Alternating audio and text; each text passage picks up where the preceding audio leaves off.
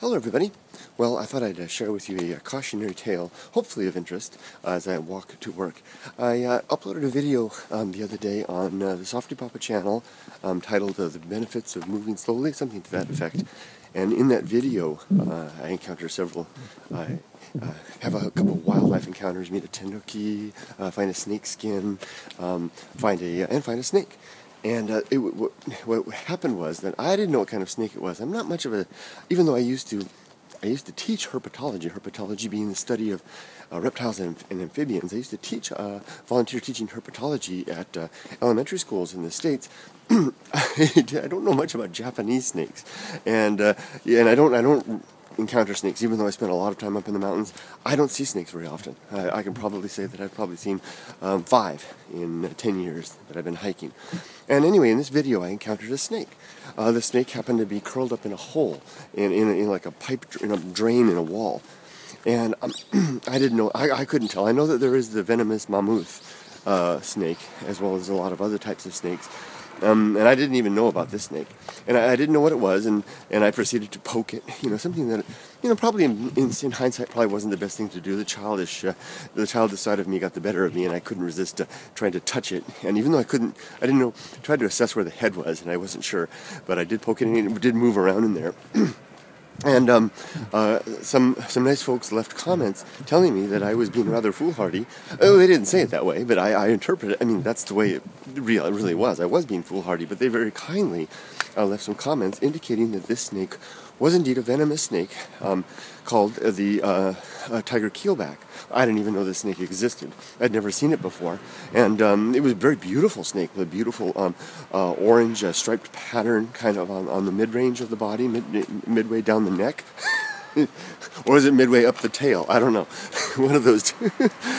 So anyway, it turns out that was they indicated that's what the snake was. I did a little research on the good old internet, and hey, sure enough, there it was. That's a picture. It's exactly what I'd seen.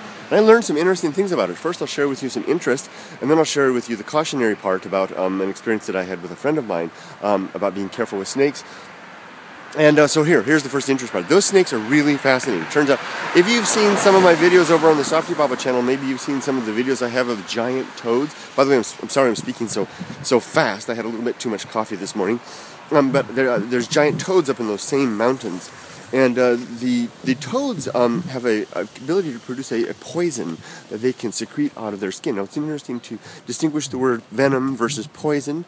Venom being a toxic substance that can be injected into the body, such as through fangs. That would be one way to get it in. And poison being a toxic substance that might be secreted by the animal and then taken in either through skin contact or through mouth when they bite onto it. So these frogs can produce a poisonous secretion when handled.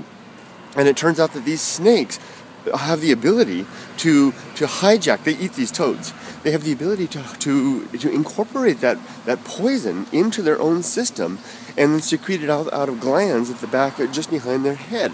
So when they're attacked, and they even have the ability to kind of squirt it in a way into the eyes of an attacker. So if some animal wanted to molest or in some way attack these snakes, they could secrete a poison that would be a topical poison that would go on the skin. They also have the ability to produce a venom. They're the only snake in the world that can produce both poisonous and venomous. Interesting, isn't that?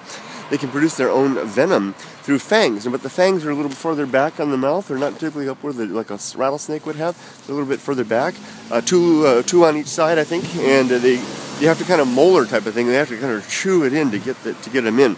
Turns out these snakes are rather reluctant to attack, especially in the cold months, so they're kind of torpid and they'll rather escape than anything else. And I saw plenty of photographs of people actually handling these snakes. Saw a couple of videos too on the internet of people handling them. I don't recommend doing that, but interesting snake. I didn't know what it was. I shouldn't have been poking it, not just because it's venomous and poisonous, but also because, hey, who wants to be poked?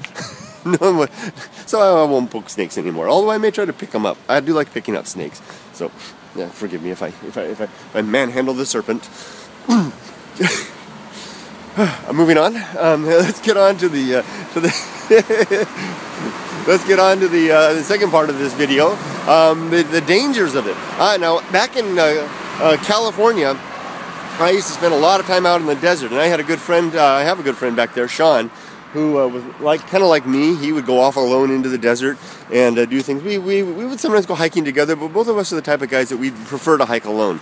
And Sean and I would go out into these, and I remember in this one area out by, he grew up near Barstow, out in the Mojave Desert. My hand is getting tired. Barstow. And there's a really great range of mountains in the desert area out there in Barstow. And he and I used to both independently climb in those mountains, although we never went together. We would all come back and tell each other about anecdotes about our experiences in those same very, very desolate, there's nobody out there. I mean, really, really beautiful, amazing range of mountains.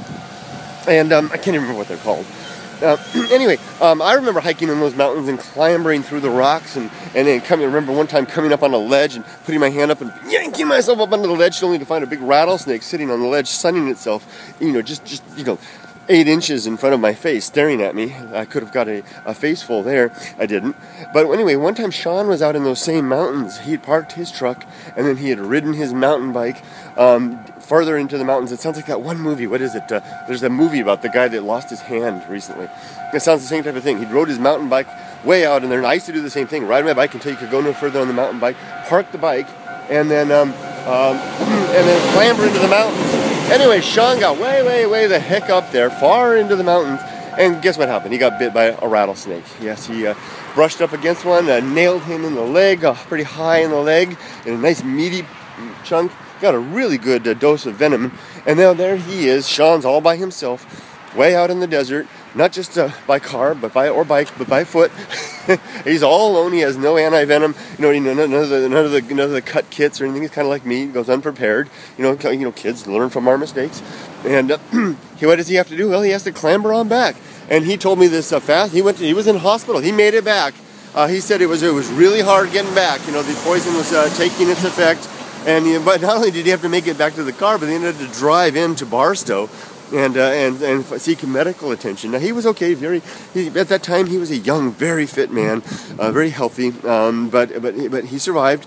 But a very dangerous thing indeed to happen. So handling snakes, being close to snakes, being careless around snakes can be a dangerous thing. I've told this story before of the giant python that bit me in the face when I was teaching herpetology.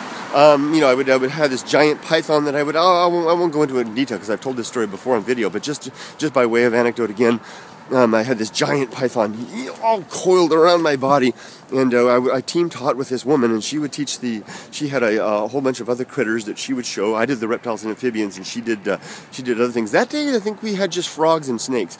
And she had the frogs over there, and the way that we did it was the kids could come over and touch the big snake, and then they could go touch the frog, not the other way around, because if they touch the frog, and then they come back and their hand smells like a frog, the snake will strike at them. So the kids were touching the snake. We'd done this so many times, and I had the head of the snake way up here. It was kind of up in the air. I was keeping it away from the kids, and suddenly, before I know it, bam! It nails me on the face. The whole big mouth of the snake, right across the face, digs in, chewing across my face. All those. Sorry about that. Somehow, during the video I was making, I noticed when I stopped the video that it started. That was strange. You push the button to stop it, and it goes bing, like it started, and I realized that somehow I had stopped the video somewhere near the end there. So it was right where the snake was on my face. There goes the bullet train again. So I'm sorry about that. I guess a little clumsy work on the iPhone. Anyway, just to conclude that story, I was able to retract the snake off of my face. Copious blood loss went out. Lots of screams and yells from all the kids. The snake went back in its thing. I had a great scar and a wonderful story to tell everybody for a while there who asked about the strange-looking, the odd scars on my face. I had these little tiny scars all up and down here, all around here, because the snake was right on my face. Big old snake. The main thing about it was how copious, that's such a perfect word for it, was the blood flow. It just flowed and flowed and flowed. And it didn't have any big fangs, so I didn't have to worry about any venom injection or anything like that. But it taught me to be wary of snakes in any case, except when I make a video in Japan, with a snake I don't know, and I go ahead and poke it in a hole when I don't even know where the head is. Silly me. So I'll be careful, more careful in the future, right? And I hope all of you too are careful around snakes as well. You don't want to end up, bitten like my friend Sean, or bitten like me, or like anybody else. And I'll sign off for now and finish my snake handler's tale. Take care, everybody. Have a great day. Stay dry. I need a new umbrella. This one's really dirty, but who cares? It's functional. See you later. Bye-bye.